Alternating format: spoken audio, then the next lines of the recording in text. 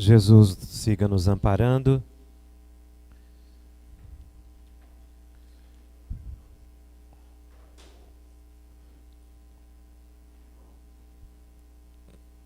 Estudando o tema mediunidade, nós verificamos que a mediunidade é intercâmbio, é comunicação, que é uma faculdade ou um sentido inerente à psique humana. Portanto, como um sentido, e participando da nossa estrutura psicológica, de personalidade, é neutro. A mediunidade não conduz a doenças, a mediunidade não conduz a enfermidades. Assim como os demais sentidos, estando a mente enferma, obviamente que as manifestações da mente em todos os sentidos poderão sofrer distorções ou alterações. Uma mente enferma pode ter ilusões visuais, alucinações, percepções indefinidas, que não seriam um adoecimento típico da visão, mas da mente na sua capacidade interpretativa do que está percebendo em derredor. Com a mediunidade ocorre a mesma coisa. Kardec enfrenta o tema no Livro dos Médiuns, exatamente analisando de que a mediunidade nunca conduziu a nenhuma perturbação da mente. Agora, a mente, estando alterada, poderá fazer com que o medianeiro tenha interpretações equivocadas sobre as percepções espirituais que esteja tendo. Então convém agora nós entendermos ou analisarmos, mesmo que brevemente, alguns aspectos dos chamados transtornos mentais, para aliarmos com o fenômeno da mediunidade e também a questão das chamadas obsessões. Partimos então para uma definição técnica da expressão saúde, que é tratado pela Organização Mundial de Saúde, numa definição que para muitos é um tanto ambiciosa. Essa definição já tem algumas décadas e ela estabelece um patamar de saúde que muitos consideram inatingível. Por isso ela foi, desde o início, criticada e vista como incompleta por algumas comunidades. A Organização Mundial de Saúde define a saúde como um estado de completo bem-estar físico, mental e social, e não somente a ausência de afecções ou enfermidades. Então, para que o indivíduo tenha saúde, ele teria que ter um estado de completo. Essa ideia de totalidade, completista, que a definição estabelece, foi criticada, exatamente porque quando é que nós poderemos ter um completo bem-estar? E veja as dimensões que foram colocadas: física, mental e social. Qualquer alteração na dimensão física, mental ou social do ser, ele teria uma perturbação na saúde, entraria no estado de enfermidade. Então, um corpo saudável não quer dizer que o indivíduo tenha saúde no sentido pleno da palavra. Mas, na verdade, a Organização Mundial de Saúde, como um órgão internacional, ele não intervém nas políticas de saúde dos países. Ele estabelece metas e diretrizes que são adotadas ou não pelos países do mundo todo. Então são diretrizes, são princípios, são nortes. Alguns países podem adotar plenamente ou não. Então alguns lugares entenderam que essa situação de saúde seria uma meta muito ambiciosa, porque não se teria como dar à população todo um bem-estar social, em termos de moradia, saneamento, como preconiza a Organização Mundial de Saúde. Mas fica o referencial de saúde para todos os profissionais da área, para que busquem levar o indivíduo a esse estado de completo bem-estar nos níveis. Uma outra observação que foi feita logo de início foi que para alguns países o aspecto espiritual ou religioso também compõe o conjunto dos costumes e hábitos da região. Então, a definição mais completa teria que incluir um bem-estar físico, mental, social e espiritual, porque aí estaríamos atingindo também uma outra dimensão que para alguns é tomado como místico, mas para outras comunidades religiosas, países em que a religião faz parte da cultura e da política, não é visto apenas como um misticismo, mas como algo concreto e que tem que ser atendido também. A dimensão espiritual, compondo esse conjunto de 3 elementos, daria uma percepção holística do ser, e a saúde aí sim estaria vista por vários ângulos e, portanto, estaria como meta por ser atingida de forma completa nos 4 ambientes: no físico, no mental, no social e no espiritual. Nós espíritas verificamos que realmente, na condição de seres espirituais, quem adoece é a alma, não é o corpo que adoece. O corpo reflete as condições da mente, assim como a casa reflete as condições do morador. O nosso corpo é aquilo que a nossa mente constrói. Se não nesta encarnação, como resultado das sucessivas reencarnações que temos. Então a nossa mente reflete no corpo e no próprio dinamismo, metabolismo das nossas células, no funcionamento dos nossos órgãos, está intimamente em cada um desses ambientes o comando mental. Embora nós possamos ter uma enfermidade que nos atinja decorrente de situações sazonais, como uma mudança de clima, uma virose adquirida por o contato com o ambiente ou com o micro-organismo, a nossa mente tem uma função primordial na manutenção do estado de saúde ou do prolongamento dessa enfermidade. Nas enfermidades sazonais, há períodos em que grande parte da população fica gripada, não é? Em outros locais, tem alergias, decorrente até mesmo da vegetação. Então, nós não poderíamos dizer que essa enfermidade decorreu da mente. Mas mesmo aí, a mente é preponderante para que essa enfermidade seja de curto breve, de longo curso e de um prognóstico positivo ou um prognóstico negativo. Porque se a mente estiver estruturada em forma de equilíbrio, nessa dimensão espiritual de saúde sendo atendida, o organismo terá uma reação positiva diante do micro-organismo que o atingiu, fazendo com que o próprio sistema imunológico do corpo, atuando sobre o micro-organismo, impeça uma propagação anormal ou descontrolada. Então, a mente é o elemento condutor do nosso estado de saúde.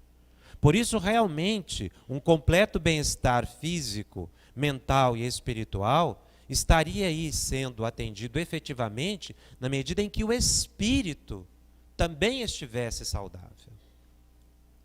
Por isso é que nós temos que perceber a dimensão espiritual do ser, sem desconhecer os demais ambientes.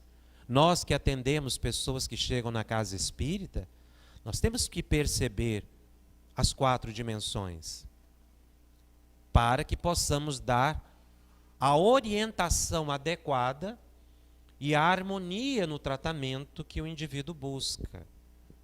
Muitos profissionais da área de saúde já encaminham pacientes para os centros espíritas, identificando que existe uma patologia, sim, mas que não poderia ser classificada nos catálogos normais ou tradicionais ou dos protocolos específicos da área de saúde nas suas diversas especialidades. E aí, nós entramos também para uma definição de saúde, agora no plano da mente, quando a Organização Mundial de Saúde propõe a expressão transtorno mental para se referir às alterações do funcionamento da mente que prejudicam o desempenho da pessoa na vida familiar, na vida social, na vida pessoal, no trabalho, nos estudos, na compreensão de si e dos outros, na possibilidade de autocrítica, na tolerância aos problemas e na possibilidade de ter prazer na vida em geral. A expressão transtorno mental, essa locução, ela surge como a evolução da compreensão das chamadas doenças ou enfermidades mentais. Historicamente, a psiquiatria tratava os problemas da mente enquanto loucura. Era a expressão que se utilizava, e nós encontramos, não é, a expressão em algumas obras espíritas, as mais antigas, porque essa expressão é mais ou menos recente. E o modo de se tratar o louco era segregando-o da sociedade. Uma segregação que chegava à violência. Isso aconteceu no mundo todo, em pesquisas, inclusive, que se realizavam nesses ambientes para tentar entender o que é que estava acontecendo, porque não se podia conceber, na época da loucura, que a mente é que estava puramente enferma, mas o corpo é que adoecia. Então, no início dos estudos da psiquiatria, nós temos até mesmo dissecações em pessoas vivas para tentar identificar na mente ou no cérebro qual a parte que estaria enferma causando a loucura. Porque embora até hoje nós, ou na atualidade, melhor dizendo, nós já tenhamos equipamentos que possam nos ajudar a estudar o cérebro vivo, não é muito fácil estudá-lo, não é? Da forma em que se desejaria, senão depois com a dissecação após o óbito. Então, não se tem um conhecimento perfeito dos mecanismos que adoecem no cérebro ou que são afetados quando a mente está enferma. Então, a época em que se pensava em loucura era o corpo que estava doente. Depois foi se percebendo que não, que na verdade existe a mente, que esta sim é que adoece. Então, desde a época da expressão loucura e depois, mais tarde, a expressão doenças mentais, ela foi ficando estigmatizante, porque o louco tinha que ser segregado, afastado da sociedade e internado nos hospícios ou nos sanatórios. Então, foi uma expressão que foi ficando no meio da sociedade de tal forma grave, como disse, estigmatizante, preconceituosa, que as pessoas chegavam a esconder os seus doentes em casa, ou as pessoas fugiam, não iam à busca de médicos, com medo do preconceito social. Ou se fossem ao médico, o diagnóstico sendo estabelecido, a indicação é que a pessoa teria que ser afastada da sociedade. E isso, tanto para a família quanto para o doente, foi bastante pesado. Porque a família também sofria. Mas houve casos, inúmeros casos, em que a família também se distanciou do atendimento do doente mental. O quarto do doente mental se tornou sala de televisão. Então, quando o doente mental tinha alta, ele não tinha mais espaço em casa. Até que políticas vieram e que determinaram que o ambiente asilar fosse desativado e os pacientes retornassem aos seus lares. Isso foi uma forma, uma tentativa de humanização do tratamento das doenças mentais. E nós temos visto, isso não é muito antigo. Até recentemente, os hospícios ainda tratavam, não é, como podiam os loucos, os doentes mentais, e muitas vezes eram incorrentes. Com a evolução dos medicamentos, houve uma substituição da contenção física pela contenção química. O medicamento passou a exercer um papel muito importante, tanto evitando o aprisionamento do doente mental, quanto também permitindo que ele tivesse uma melhor convivência com a família e com a sociedade. Mas tanto as drogas vêm evoluindo nos seus efeitos diretos ou colaterais no tratamento das enfermidades, como também a forma de ver a própria enfermidade mental. E aí propõe-se na atualidade não mais a utilização da expressão doença mental ou enfermidade mental, mas transtorno, como uma expressão mais abrangente, uma expressão que se refira a qualquer perturbação e vai naturalmente variar de grau a grau, de pessoa a pessoa, para se tentar tirar o estigma, o preconceito. Ah, fulano tem uma doença mental, então ele é louco. Ele tem que ser afastado da sociedade, ou tudo que ele falar não se deve levar a crédito. Não é mais assim. Tanto porque, repito, os medicamentos têm causado um efeito muito melhor, pela melhor compreensão que se tem da ação da substância química no organismo do indivíduo, como também na forma de encarar psicologicamente as manifestações de transtorno. Porque, veja, a Organização Mundial de Saúde propõe que seja considerado qualquer alteração do funcionamento da mente que prejudique o desempenho da pessoa. Então, a colocação é bastante abrangente. Ainda hoje nós temos preconceito, tem pessoas que não buscam o tratamento psiquiátrico ou psicológico com receio do julgamento dos outros. Ah, o que vão dizer se eu procurar um tratamento psiquiátrico? E não tomam medicamento. Alguns não tomam até por causa de consequência da doença. Alguns ansiosos não tomam medicamento com medo do efeito do medicamento. Já é ansiedade. E já acham que o medicamento vai fazer mal. Então fogem de uma possibilidade de recuperação de saúde. O que é um desvio, não é? Porque ele deve ser dócil. Mas como a mente ela já está ainda alterada no seu funcionamento, o julgamento crítico, inclusive do próprio tratamento, fica prejudicado. E às vezes a família também. Há casos que a família até leva o paciente no psiquiatra e oculta certas informações com receio de preconceitos dentro do consultório ou de julgamentos que o médico possa ter.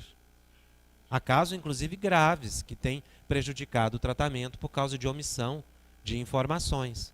Mas tudo decorrente de um preconceito. Essa expressão transtorno mental também é uma proposta da Organização Mundial de Saúde, não é? Que é um órgão da ONU, uma proposta para os países para passarem a olhar de forma mais abrangente os transtornos mentais e irem modificando os seus tratamentos.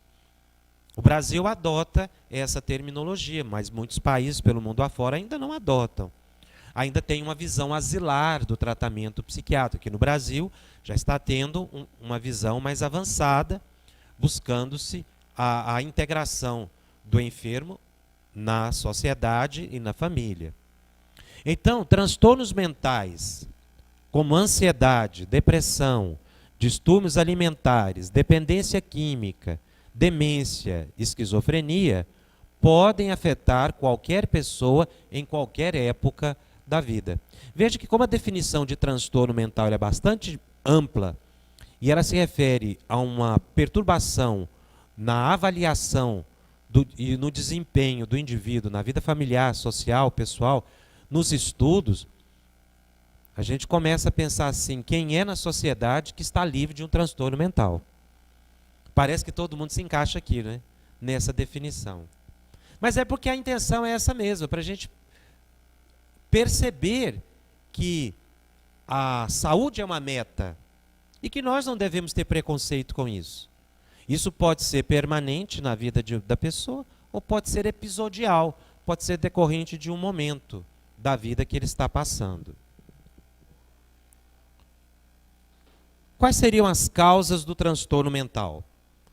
Os transtornos mentais, em geral, resultam da soma de muitos fatores. Alterações no funcionamento do cérebro, fatores genéticos, fatores da própria personalidade do indivíduo, ações de um grande número de estresses, agressões de ordem física e psicológica, perdas, decepções, frustrações e sofrimentos físicos e psíquicos que perturbam o equilíbrio emocional. Como as causas são multifatoriais, nós podemos afirmar que os transtornos mentais não têm uma causa específica, mas que são formados por fatores biológicos, psicológicos e socioculturais. E realmente é assim. Nós podemos acrescentar aqui, considerando o fator da mediunidade, as influências espirituais, que podem estar ou não associados a esses fatores predisponentes de um transtorno mental. Então o indivíduo pode ter uma fase de vida bastante estressante ou estresses múltiplos e abrir a mente pelo seu enfraquecimento para perturbações espirituais, se ele tiver um inimigo espiritual à espreita, aguardando a brecha. No momento em que a mente enfraquecer, dado o estresse do cotidiano, ele pode ficar obsidiado.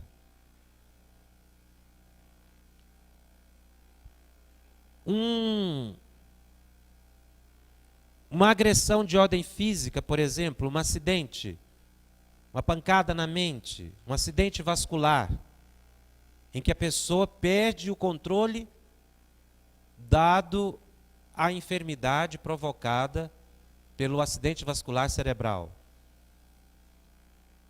Se essa pessoa não for atendida convenientemente, ela pode ter um adoecimento também em nível espiritual e entrar para uma obsessão.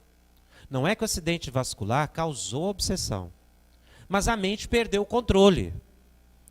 Por isso que todo tratamento eficaz, ele inclui o médico, o psicológico e também o passe, a água fluidificada, a oração em família, a oração em casa. Porque aí o indivíduo se protege.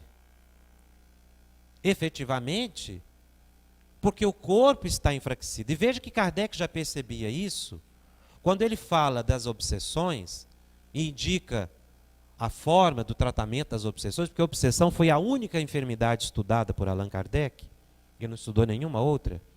Ele diz que para uma eficácia na desobsessão, nós precisamos esclarecer o desencarnado, esclarecer o encarnado e fortificar o corpo do encarnado. Fortificar o corpo através do passe, através da água fluidificada. Porque com o corpo fortificado, o corpo saudável, a mente vai funcionar com maior segurança. Então nós temos que considerar o fator reencarnatório como também elemento predisponente para transtornos mentais. E aí nós entraríamos nos chamados transtornos obsessivos, não é? Que também são multifatoriais, porque tem causas desta vida, causas de vidas passadas.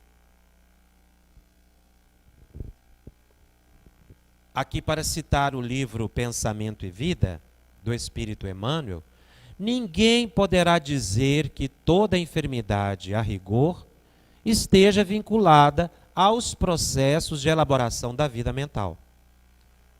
Mas todos podemos garantir que os processos de elaboração da vida mental guardam positiva influenciação sobre todas as doenças.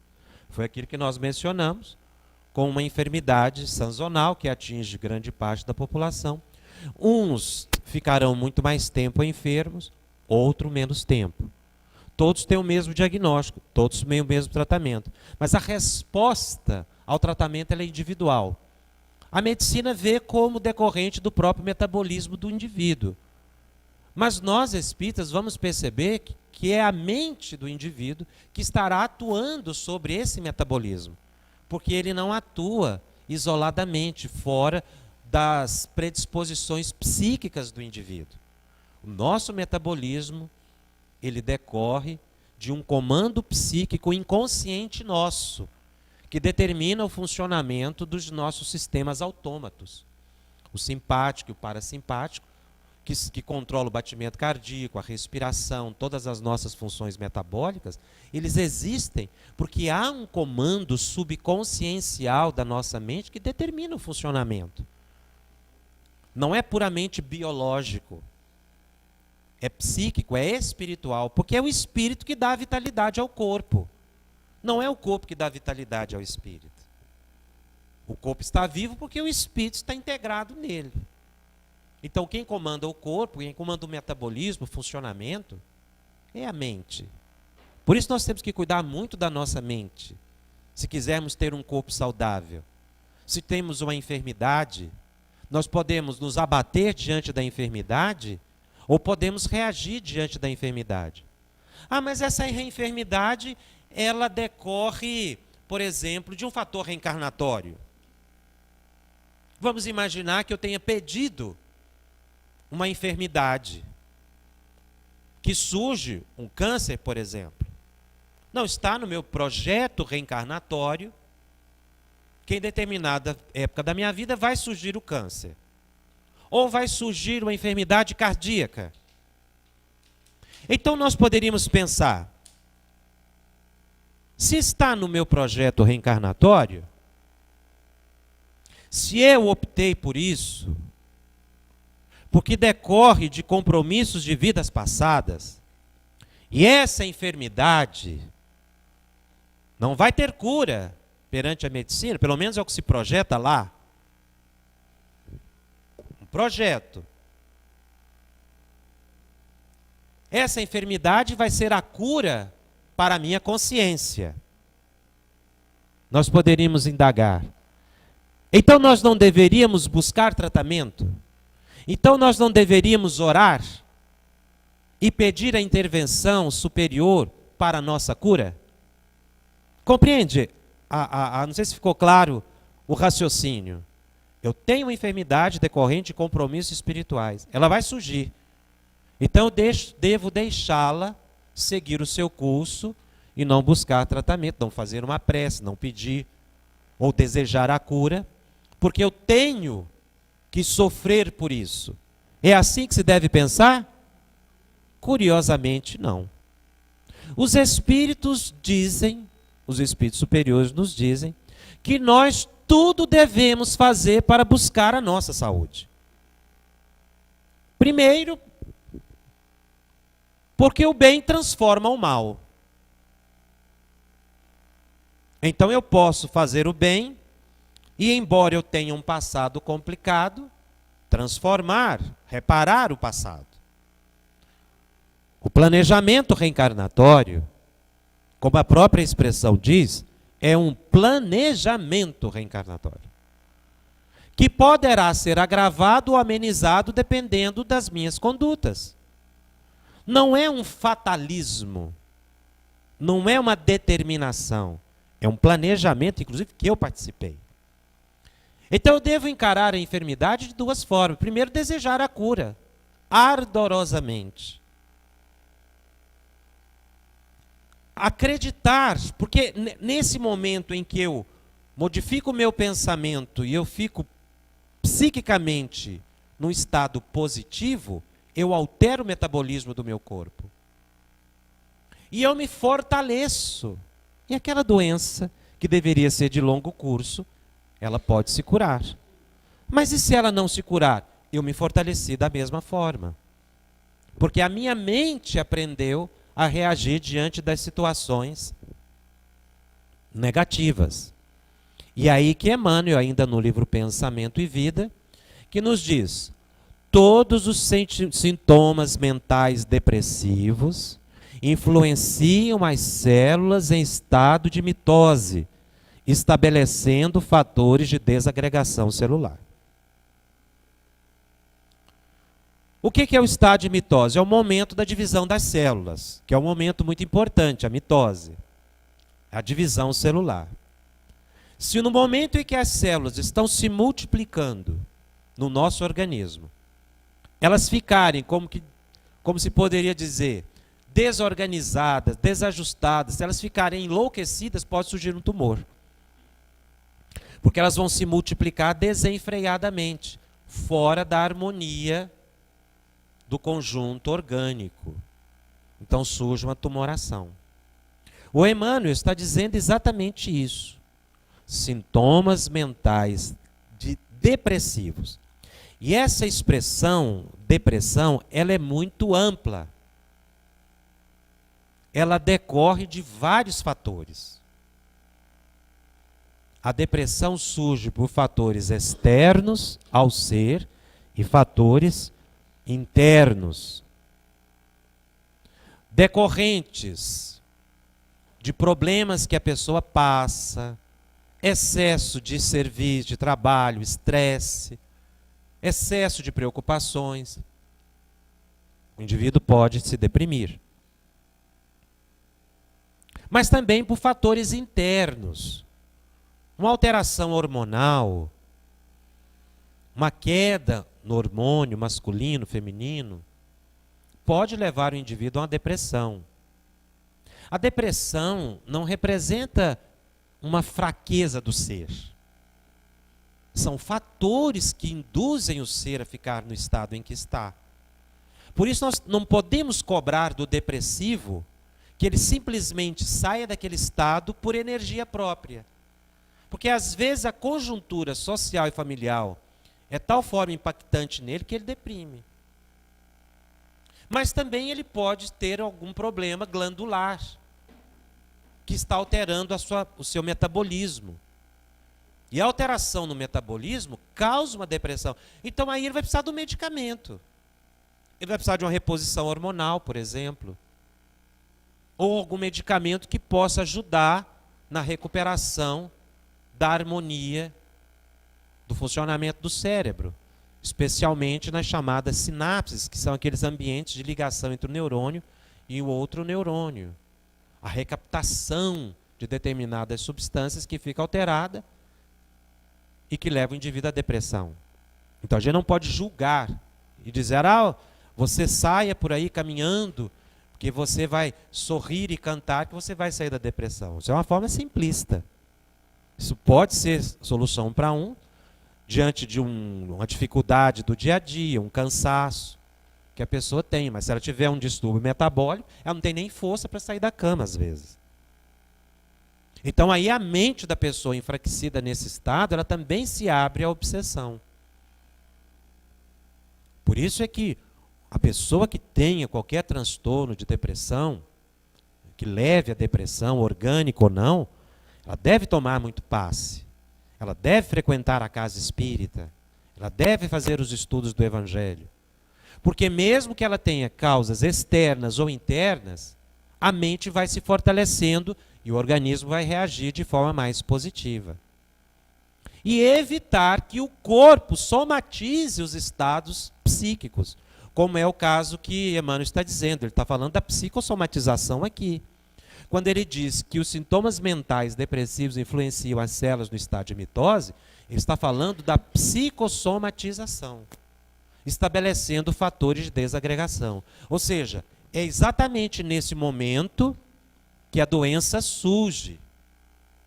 O que ele está colocando aqui para nós é que a mente, quando ela perde o seu domínio orgânico,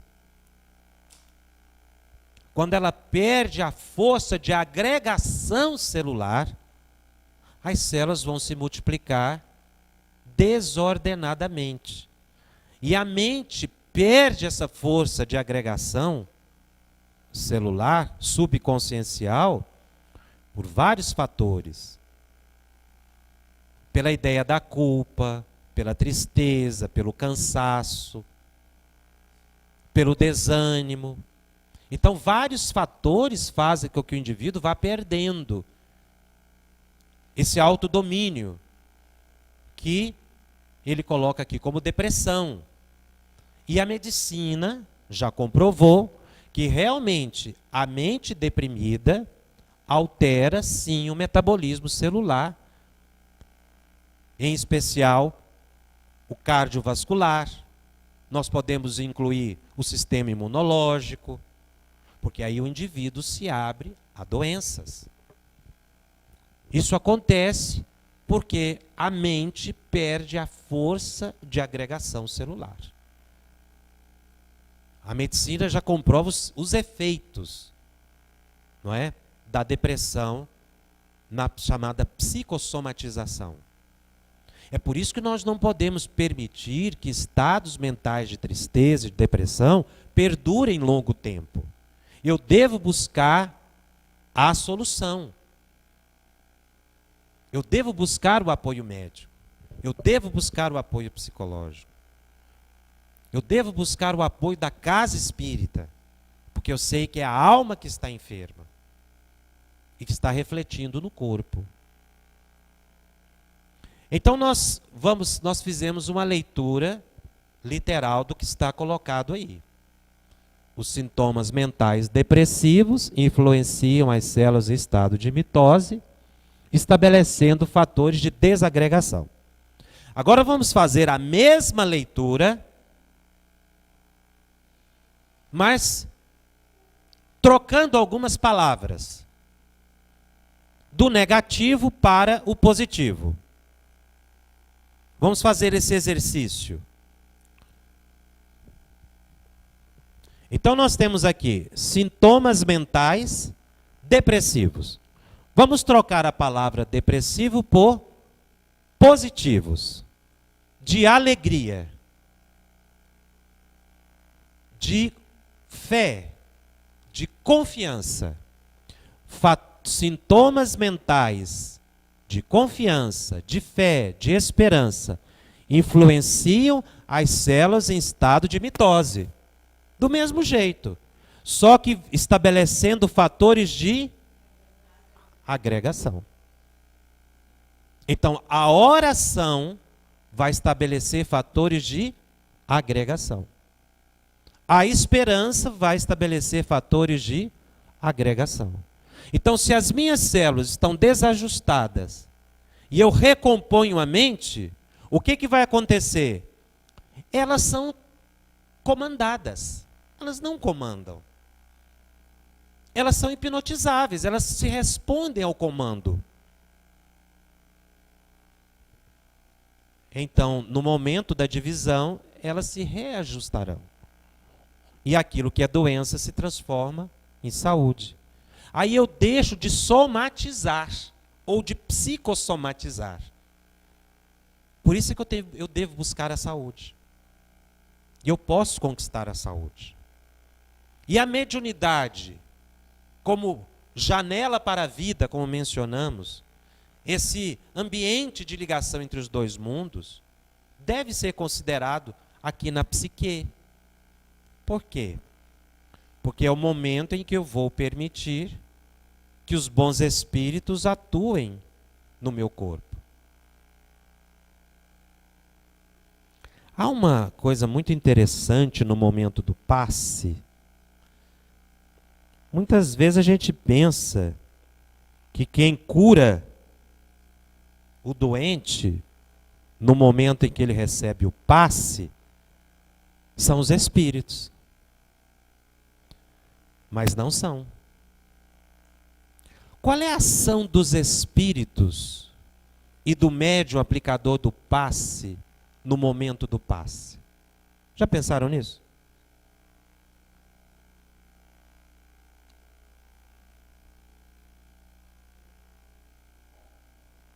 Quem é o protagonista da cura no momento do passe? O enfermo. Qual é a ação dos espíritos? Eles transfundem energia para que a mente fortalecida promova a própria cura. Porque eles sabem da causa, a causa é mental, então eles não vão atuar na divisão celular. Basta atuar na mente que o corpo reflete. É a mente que cura o corpo. O que os espíritos fazem é fortificar a mente. Fortificadamente, o corpo se reestabelece. Eles não precisam atuar no corpo. Por isso que toda ação de passe que o indivíduo vise o corpo, o indivíduo erra. Porque ele não atuou na causa. Ora, a mente é que adoece. Então tem que atuar na mente. Os espíritos sabem disso, os superiores. E qual é a posição do aplicador do passe? O médium passista. Doação de fluidos. Ele só doa fluido. Às vezes o fluido dele é até dispensado. Eles vão buscar fluido da natureza, de uma planta, se for a necessidade do paciente. E a gente inverte os papéis, né? A gente passa a ter fé no médium e vai atrás do médium. Aquele médium ali é bom de paz, ele é forte. Efetivamente, tem pessoas que doam mais fluidos mesmo. Tem médiuns que são capazes de uma doação maior que outros. Isso é uma variação. Mas o problema não é o médium, é o merecimento do paciente. Porque se o paciente merecer, ele vai entrar na câmara de passe, não vai identificar nem o médium e vai receber a cura. Mas a gente coloca como protagonista da cura o médium. Porque é quem eu vejo, né? É a incapacidade nossa de espiritualizar o ato do passe. Então a gente o materializa a partir do aplicador do passe. Então ele tem que tocar meu corpo, ele tem que passar a mão na pessoa, ele tem que tocar certa região, ou indicar a mão numa região, ou até usar instrumentos cirúrgicos ou similares. Mas isso não é a essência. A essência é psíquica. O protagonista do passe é o próprio paciente. E a ação dos espíritos é nisso, porque eles querem que o indivíduo se fortaleça. Eles não estão violando leis da natureza quando a pessoa se cura. A pessoa vai se fortalecer pela mente fortalecida.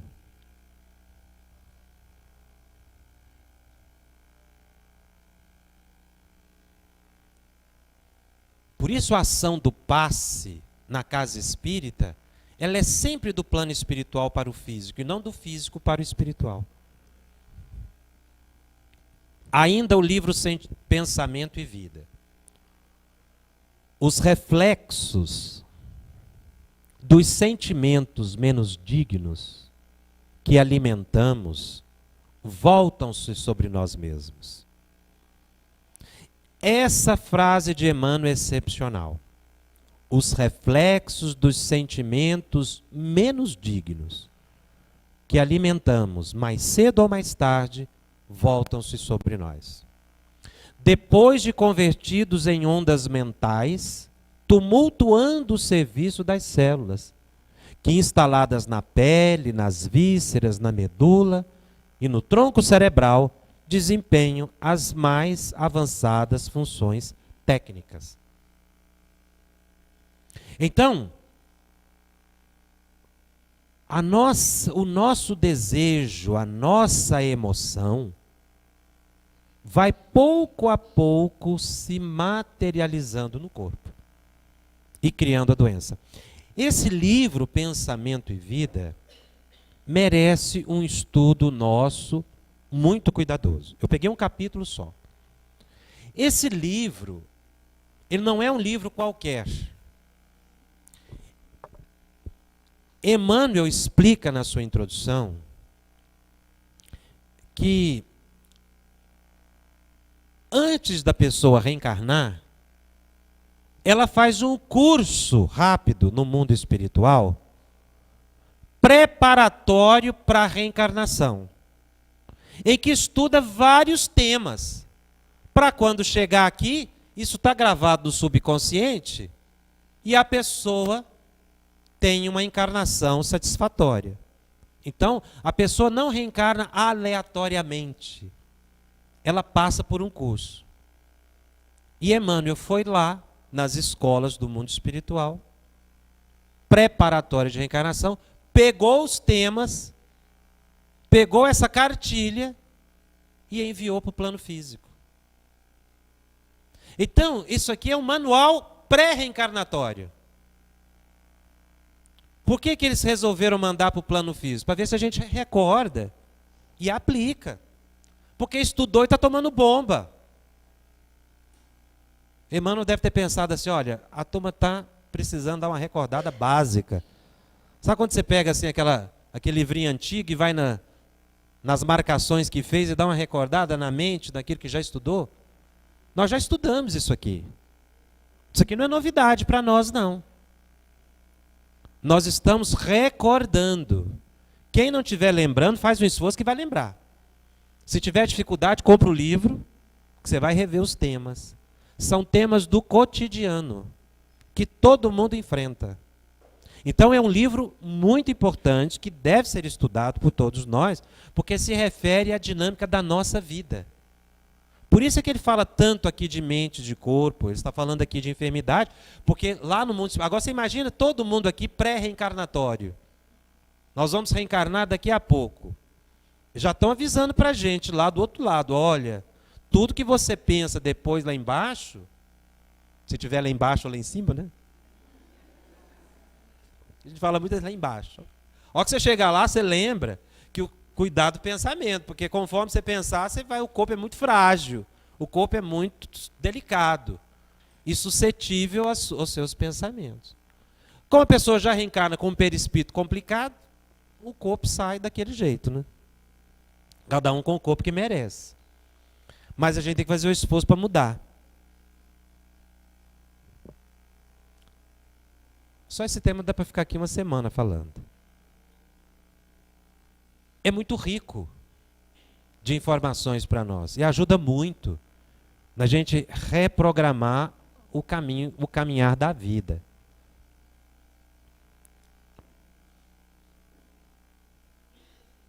O intervalo é às 10, né? Eu falei que ia ficar aqui uma semana, mas vou respeitar o horário, viu?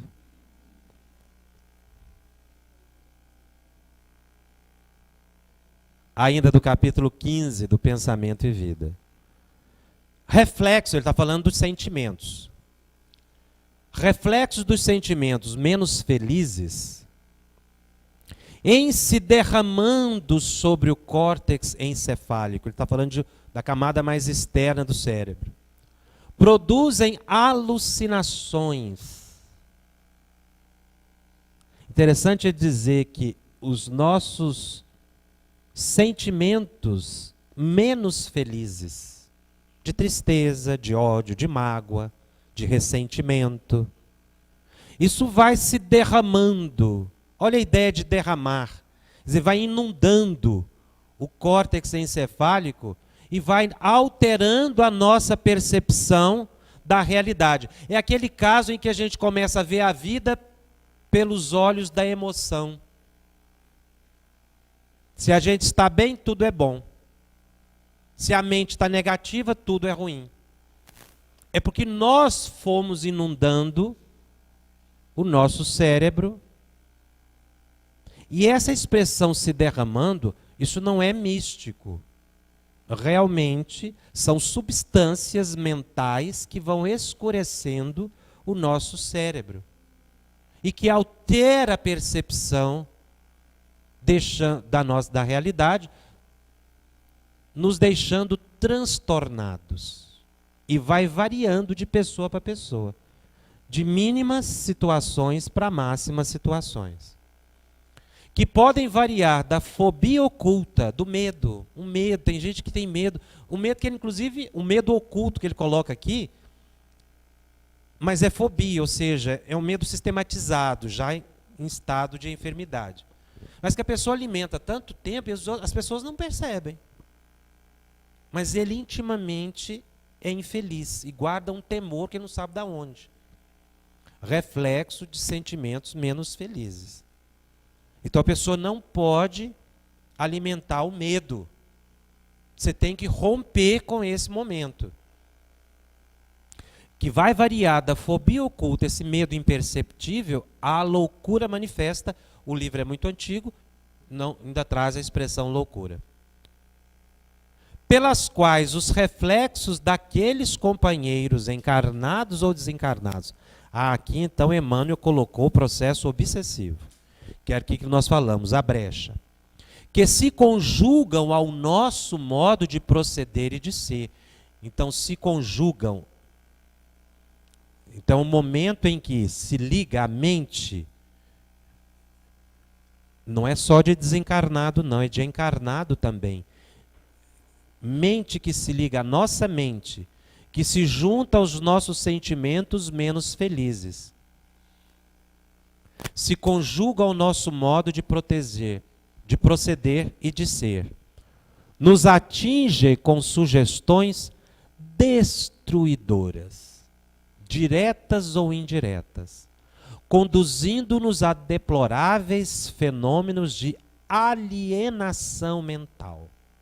Na obsessão comum, ainda quando, no jogo de aparências, possamos aparecer como pessoas espiritualmente sadias. Eu acho esse trecho muito interessante, porque ele toca num assunto de pessoas que são aparentemente sadias. Pessoas aparentemente sadias, espiritualmente falando. Muitos de nós está guardando transtornos ocultos e obsessões, então a pessoa não está nem deixa de estar obsidiado. Ela está com aparência de saúde. Então nós temos que ter uma autenticidade muito grande dentro de nós mesmos para buscar a autotransformação e reconhecer o que precisa ser mudado em mim.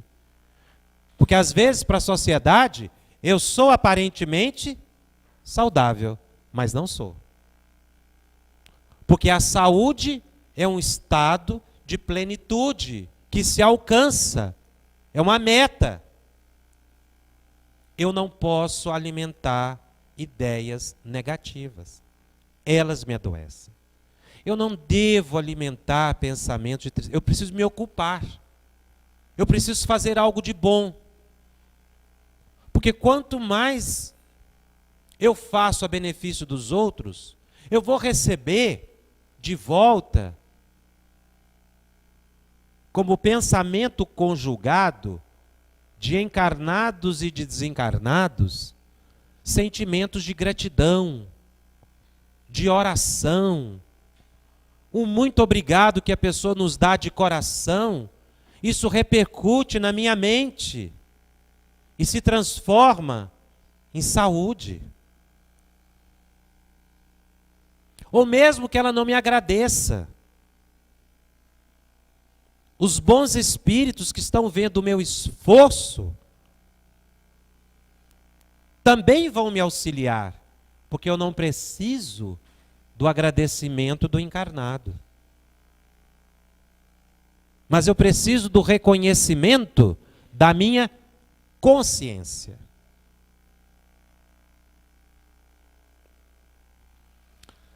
Depois do intervalo, eu vou pegar alguns minutos, antes de começar as perguntas, para tratar de uma questão, de um fenômeno obsessivo, um estudo de um caso concreto, que eu mencionei até ontem à noite, um problema de autoobsessão, que eu acho muito útil nessa questão em que a gente analisa o indivíduo como causador da própria saúde ou da própria enfermidade.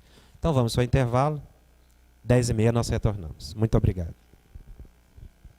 Apenas para concluir,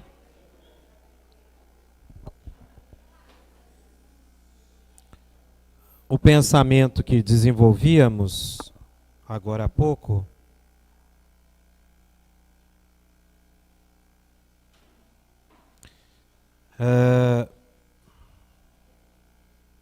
um trecho de O Evangelho segundo o Espiritismo, para observar o quanto Kardec já tinha identificado a relação das nossas emoções com os estados de saúde.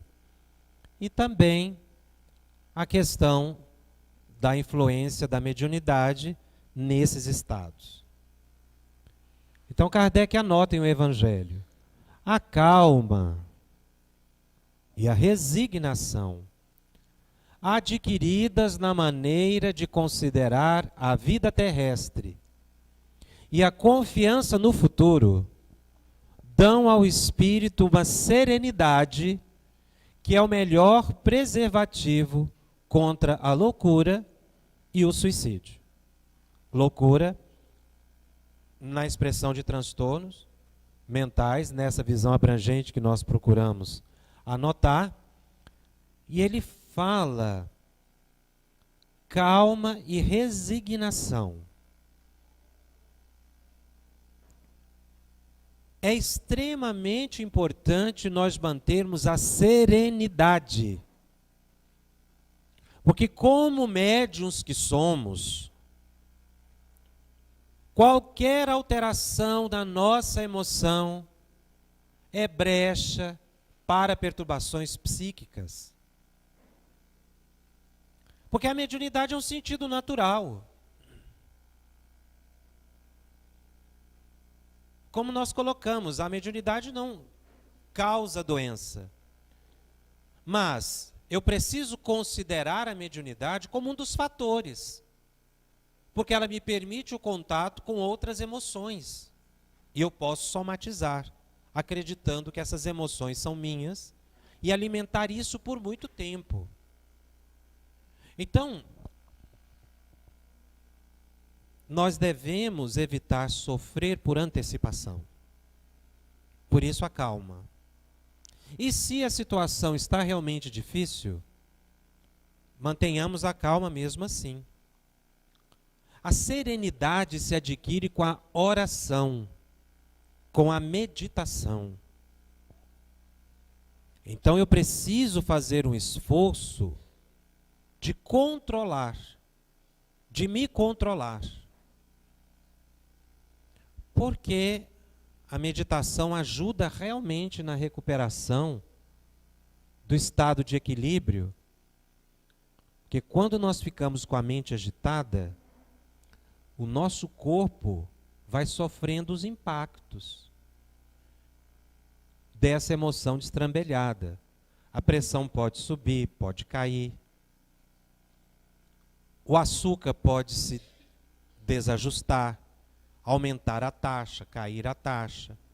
Os hormônios podem aumentar ou diminuir, estabelecer um descontrole no feedback, não é?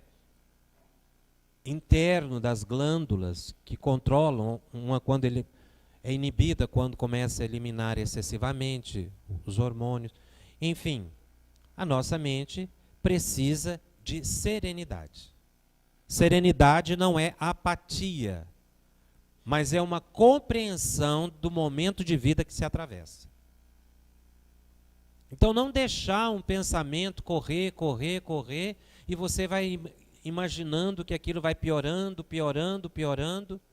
Nós não podemos ficar imaginando que as coisas vão piorar. Nós temos que mentalizar situações positivas. Porque às vezes as situações pioram decorrente do nosso estado emocional e não da realidade. Porque, como nós vimos na explicação de Emmanuel, A minha emoção perturba o modo de eu enxergar a realidade. E a resignação. Tem coisas que nós não temos condições de mudar. Mas isso não pode me levar à depressão. Tem momentos de vida da gente que vão se demorar em dificuldade. Às vezes o problema do emprego, às vezes o problema da saúde, o problema do relacionamento com os outros, uma separação, uma perda, não é? Uma perda de um familiar que desencarna, ou um afastamento. São situações que a gente não tem como alterar de pronto. Então nós temos que ter resignação. Ter resignação seria o que os orientais chamam de ter paciência ativa. Ou seja, eu tenho que ter paciência, mas saber por que eu estou tendo paciência. E não simplesmente ter uma paciência passiva, que me deprime, que me diminui. Não, eu tenho que ter confiança em Deus, esperança, agir a benefício do próximo, fazer o bem.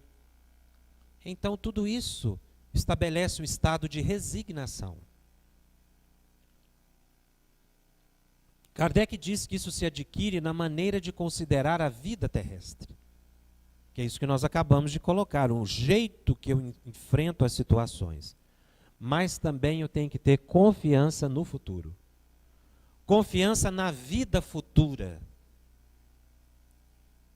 Daniel Goleman, no livro Inteligência Emocional, que é um livro técnico na área da psicologia, ele fala que as pessoas que têm fé na vida futura, elas têm mais segurança para viver o presente. Elas se imunizam contra os transtornos mentais e principalmente contra o suicídio. É um livro publicado recentemente que confirma ou vai na mesma linha dessa percepção de Allan Kardec. O suicídio se previne.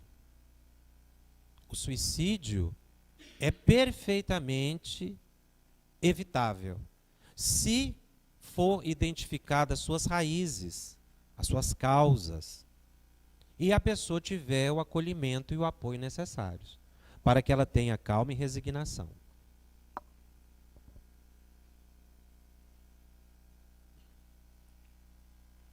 Um outro aspecto muito importante dentro do estudo da mediunidade, dos transtornos mentais, é considerar exatamente a obsessão.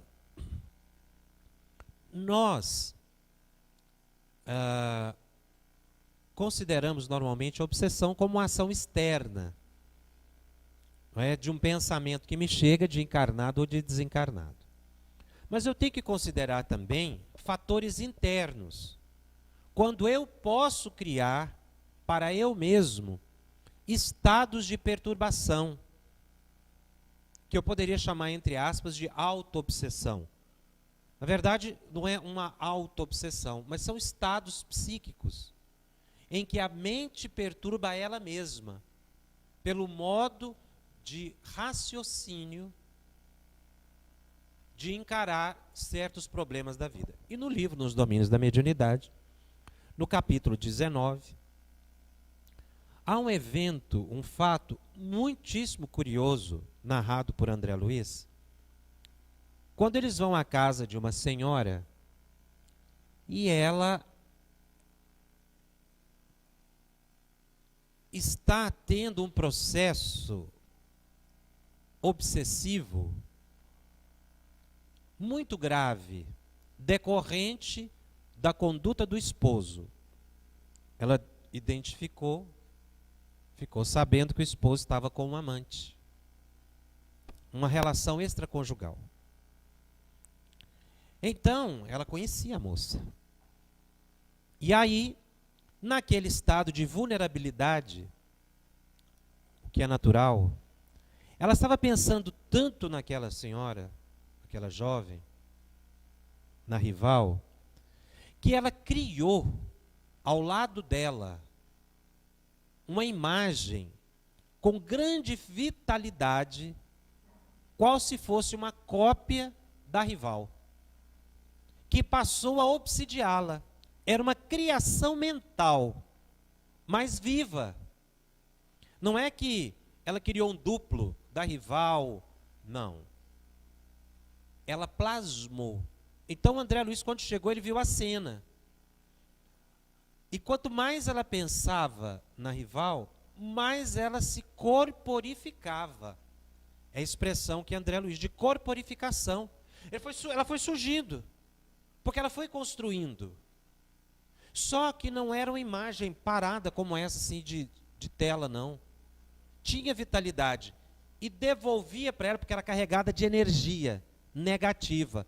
Então ficou um ciclo vicioso. Ela pensava, fortalecia aquela imagem negativa, a imagem negativa voltava para ela e estava dilapidando a saúde. Ela estava a ponto de sofrer um infarto ou um acidente vascular cerebral, porque a pressão estava descompensadíssima. Ela estava completamente transtornada. Por causa da imagem. E aí, André Luiz, anotando o assunto, diz: Jovino permanece atualmente sob imperiosa dominação telepática. Ele é que estava sob obsessão de encarnado para encarnado. Aquela jovem, a aventura extraconjugal, dominava telepaticamente o Jovino, que se rendeu facilmente, por causa das emoções, dos desejos. E aí essa observação. E considerando-se que marido e mulher respiram em regime de influência mútua, a atuação que o nosso amigo vem sofrendo reflete na esposa, na Anésia, atingindo-a de modo lastimável, porquanto a pobrezinha não tem sabido imunizar-se com os benefícios do perdão incondicional.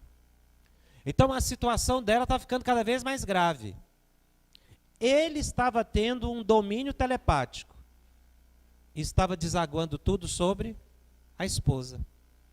Ela estava sofrendo os reflexos. Olha que processo obsessivo familiar complexo. Por causa da convivência do casal. O que é natural, né? Ele diz aqui, marido e mulher respiram em regime de influência mútua. Então, para socorrer a Anésia, que não merecia passar por aquela situação, ela poderia desencarnar, dado o estado de saúde que ela estava. Então, o socorro foi, quando ela dormiu, ela foi retirada do corpo, e eles tiveram uma longa conversa. Um verdadeiro esclarecimento para a Anésia espírito, para que ela saísse do domínio mental e se reequilibrasse, porque ela tinha filhos. Ela estava sofrendo, mas tinha que vencer aquela provação, ou expiação. Aqui, enfim, aquele momento de vida. Então os espíritos utilizam vários argumentos com ela. Ela reclamando do esposo. Então ela diz aos espíritos mais ou menos assim: vocês estão vendo, ele está me traindo. Sim, nós estamos sabendo. No entanto, o seu estado de saúde não vai alterar a situação especificamente. Ou seja, não adiantava ela sofrer. Ela precisava se equilibrar. E eles precisavam conduzi-la a uma consciência da necessidade do perdão. Não qualquer tipo de perdão. Um perdão sem condições. O que é extremamente difícil nessas circunstâncias. Porque você lê ali a obra e trazendo para o caso real, você vê que é uma situação difícil que a pessoa passa. Não é agradável, não é fácil de superar. mas precisa ser superado. E aí os espíritos usam um argumento muito sério, que levou a Anésia a profundas reflexões. Eles disseram a ela assim: você não sabe quem foi essa moça e nem quem ela será. Olha o alcance da percepção dos espíritos. Você não sabe quem foi e você não sabe quem será. Isso é sério. Porque realmente eles não estavam ali convalidando o erro, simplesmente convencendo-a para aceitar uma situação. Mas ela tinha que entender que o ódio, a mágoa, o ressentimento estariam atingindo uma pessoa que ela não tinha o mínimo conhecimento de quem foi essa pessoa. Estava dizendo claramente a ela que elas já estiveram próximas no passado e provavelmente estarão juntas no futuro. Pode vir como uma filha, como uma neta, como alguém ligado. Numa outra encarnação, como a mãe. Se a gente não analisar a reencarnação, você não entende certos estados da vida. Por isso é que Kardec diz no Evangelho segundo o Espiritismo, dos assuntos que nós temos que mais estudar é a reencarnação. Nós precisamos estudar muito a reencarnação para entender a reencarnação. Não é só questão de vidas sucessivas. Todo o complexo que se envolve no fato reencarnação. Para que eu possa entender a minha vida e não fazer julgamentos. Ela estava num processo auto-obsessivo. Eu coloquei a obsessão e animismo exatamente porque foi uma construção da alma dela. Aquela figura perigosa, enigmática. Aquela figura precisa desaparecer. Ela precisava desintonizar. E André Luiz faz a pergunta: como é que ela vai conseguir desintonizar? Somente com o perdão. Perdoar, então, nessas horas, é complexo. Mas seria o único remédio. Agora, é óbvio que ela vai tentar solucionar o problema. Ela não está livre ou impedida de resolver o problema conjugal. Mas não desencarnar por isso, não suicidar, não matar e não se autopunir a tal ponto em que a pessoa possa, não é, desencarnar por uma doença. Tem formas de resolver. É aí que Kardec fala da questão até do divórcio. Chega um ponto que não tem condições, não que ele esteja orientando essa como uma solução. Mas dentre as opções, tem que sentar, conversar, esclarecer. A pessoa tem direito de fazer isso. Orar, buscar ajuda. Seriam os caminhos, mas não essa de entrar num processo de auto-obsessão, de pensamento repetitivo. Então, André Luiz mostra aqui que se a gente pensa demais em alguém, em alguma coisa, aqui é um exemplo, mas mostra que a nossa mente é capaz de criações psíquicas. E essas criações acabam nos alimentando estados derrotistas. E esses estados vão alimentar essas imagens mentais. Isso acaba nos conduzindo a um colapso mento-emocional e, consequentemente, físico, que pode nos conduzir a estados de enfermidade extremamente graves. Eu não posso pensar demais num problema. Eu não posso ficar imaginando que aquele problema vai ficar pior. Eu tenho que orar. Eu tenho que quebrar esse ciclo psíquico, porque senão ele fica vicioso. Há uma expressão que André Luiz utiliza, que é a monoideia. Monoideísmo, ou seja, uma ideia única que vai e volta e não sai da cabeça da pessoa. E isso cria grande perturbação, muitas vezes provocado pela culpa, pelo remorso, pelo ódio, pela inveja, pelo ciúme. Eu fico pensando, pelo medo, eu fico só pensando, eu fico numa ideia única. E isso é devastador para a emoção da pessoa. Tem pessoas que são mais vulneráveis que quando entram nesse estado caminham para o suicídio. Acham que morrer é a única solução. E não é. Porque o problema é a mente da pessoa. Às vezes o problema não é tão grande assim. E a pessoa se mata. Porque ela fica tão vulnerável. E às vezes a pessoa não conta. Não expõe que está passando por essa situação. A Anésia não comentava. No caso que é narrado aqui no capítulo 19, nos domínios da mediunidade, ela não comentava com as pessoas o problema que estava passando. Ela estava guardando para si. Talvez se ela tivesse se aberto, conversado, dialogado, ela saísse desse ciclo mental. Por isso que quando a pessoa está passando por problemas obsessivos, ela não deve se isolar. Quando ela estiver com problemas, ela não deve se isolar. O isolamento é das piores coisas que a pessoa faz para si mesma. Afastar das pessoas. Afastar da convivência social. Não se pode isolar, porque se você se isola, você fica na mão dos perseguidores. Aí aquela ideia vai só aumentando, a ideia negativa. Mas se você conversa, se você sai, se você se expõe, você troca ideias com outra pessoa, se você vai para outros ambientes, tem gente que se fecha em casa, no quarto, e não sai, e se isola. Esse isolamento também é devastador para o estado de saúde psíquica e físico do indivíduo. Isso, aliás, é uma explicação que Allan Kardec dá no livro dos Médiuns, quando ele fala das obsessões.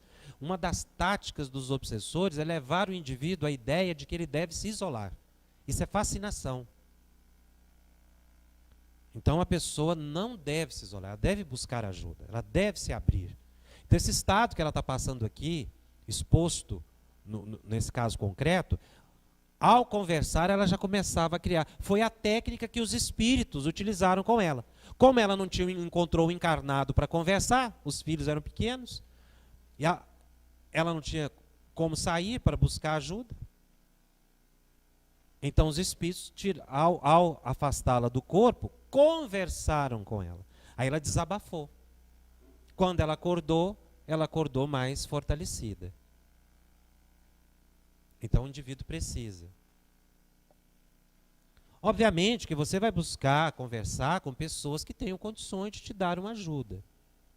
Não é? Evitando certas exposições. Às vezes a pessoa faz exposições delicadas até com filhos menores, pequenos, e começa a colocar problemas que estão fora do alcance das crianças. Cria um problema sério, inclusive de relacionamento dentro de casa, quando se enfrenta uma situação como essa descrita. Então, dentro do conjunto do estudo dos fenômenos psíquicos da mediunidade, nós temos que considerar a mediunidade como aquela janela que, se eu não tiver cuidado com ela, eu posso permitir o avanço de mentes oportunistas que venham me perturbar. E para finalizar esse nosso estudo, nós vamos responder aqui algumas perguntas que foram feitas. Eu queria encerrar com uma reflexão de Jesus, muito séria. Esse tema não vai, esse é para o próximo seminário. Obsessão na infância.